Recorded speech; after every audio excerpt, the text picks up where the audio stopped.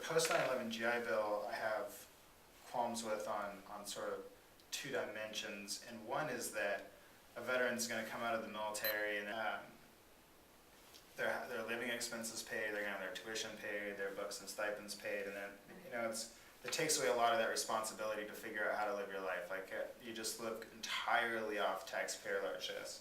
And I think that that's a problem just for the sort of the socialization process, and especially the reintegration into society. But the other problem is that, I mean, we're facing dire fiscal circumstances right now, and the costs of the conflicts we fought in the last decade are really ballooning. We're only starting to realize some of the more long-term costs that we're going to face because of it, and one of them is going to be veterans' benefits. And to have a GI Bill that is significantly more costly is going to be a real problem. And so I worry that the post 9/11 GI Bill just isn't going to be sustainable. It's not going to leave veterans' benefits sustainable, and then what is going to be the give and take in the future when policymakers are grappling over what to do with these policies.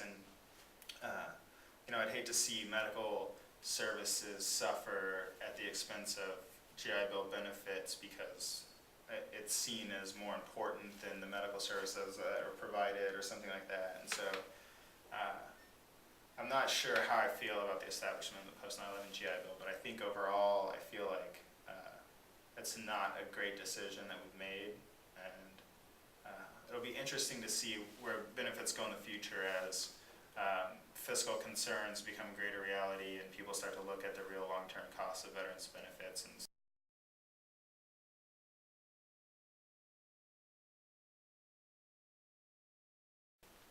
one of the interesting things when I was a young military service member that people often said the only reason the GI Bill works is because nobody uses it. Because you always have to ask, I pay $1,200 into this and I get like $48,000. I mean, that's a pretty good investment, right? Now, obviously, it makes up for kind of the early years when my first couple years in the Marine Corps, I made less than $10,000 a year. I mean, you don't get paid a whole lot, and so it's kind of a nice return on your investment of time and sacrifice and opportunity costs. But at the same time, I mean, it doesn't take a genius to do the math that like this is a huge expense for a very low investment, at least on the financial side of it. And so, yeah, there's a good possibility that you'll see more people use it. But it's also, I think, a generational thing that you're seeing maybe seeing a greater interest in higher education in general for Americans overall and for service members getting out. And so it's possible, but I don't have a definite answer for you. But. Yeah. Okay. Thank you.